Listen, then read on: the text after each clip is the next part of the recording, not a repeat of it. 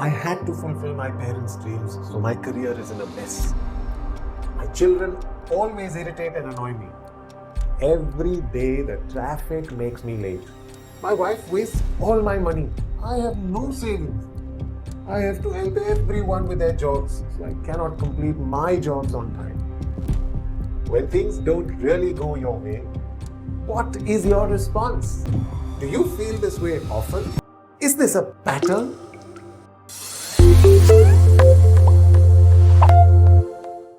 Hello and welcome back. You are watching our series on Building Grit by the Catalysts. This is episode 5, Stop the Blame Game. If you like our work and want to motivate us to make more videos, subscribe to our channel The Catalysts to receive regular updates. So what exactly is blame? Daniel S. Labelle, a clinical psychologist, researcher and author, explains that blame is an act of assigning responsibility and designed to find fault. Accepting complete responsibility for our choices and behaviors is a sign of a healthy mind. With this healthy attitude, one acknowledges, takes responsibility for one's mistakes, and makes amends. This empowers them, provides opportunity for self-improvement. It offers more control over themselves and the situation. Come to think about it, it enhances relationships and fosters mutual love and respect. Now, on the other hand, an unhealthy mind resorts to blaming, making excuses, and finding fault with others. People with this attitude indicate they have no control over their lives.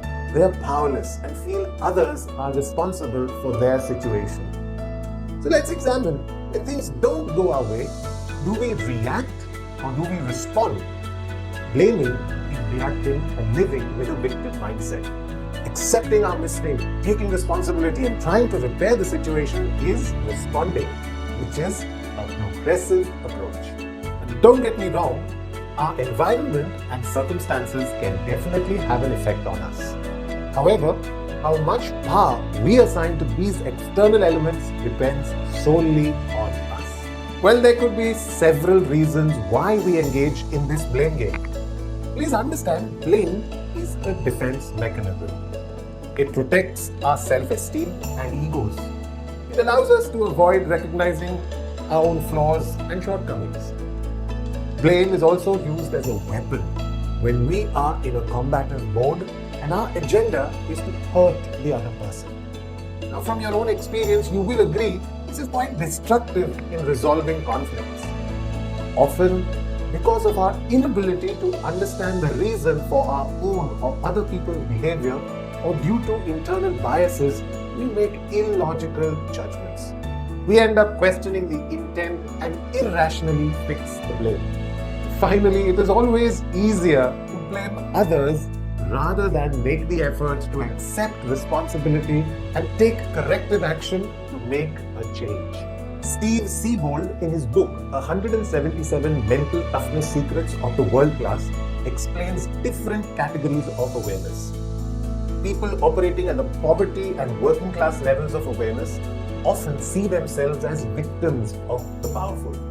They blame other people for keeping them down. These could be parents, friends, bosses, and others. On the other hand, people at the middle class level of awareness tend to make safety and security their number one priorities. They hold on tightly to what they have and fail to see the real abundance in their lives. They blame other people, circumstances, and events for their shortcomings. Now, people at the average level of awareness are terrified of losing what they have, and they operate out of scarcity. They believe their supply of money is limited. If they lose what they have, they will never get it back. The majority of the population has this belief. These people avoid responsibility for their failures.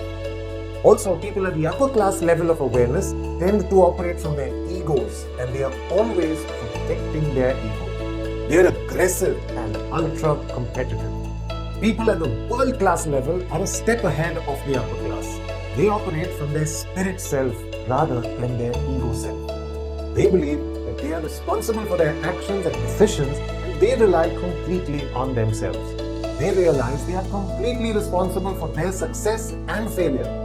They try to make a difference in themselves and the world. If they make an error in judgment, they repent and make amends. And they don't resort to making excuses, finding fault, or blaming others.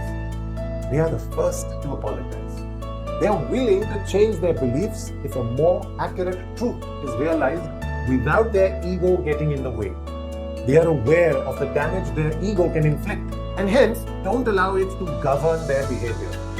Often, they may take responsibility for failures of others as well. They feel responsible for others and watch out for them. They create an emotional connection and foster loving, harmonious relationships. So now, I would like to invite you to reflect upon which level of awareness are you operating from.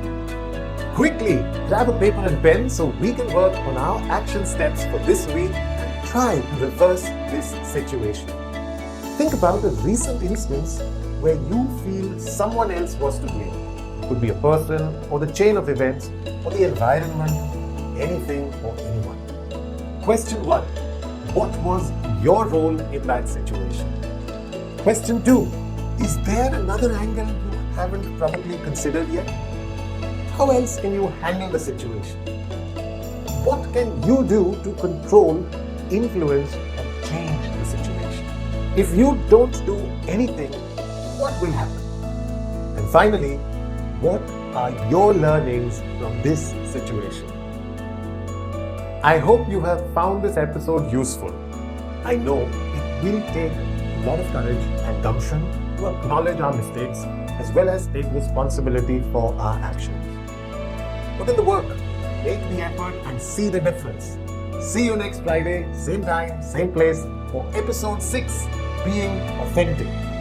Now if you are struggling with any personal challenges, reach out to us. We would be happy to help. Share your experience in the comment section below. Stay blessed always.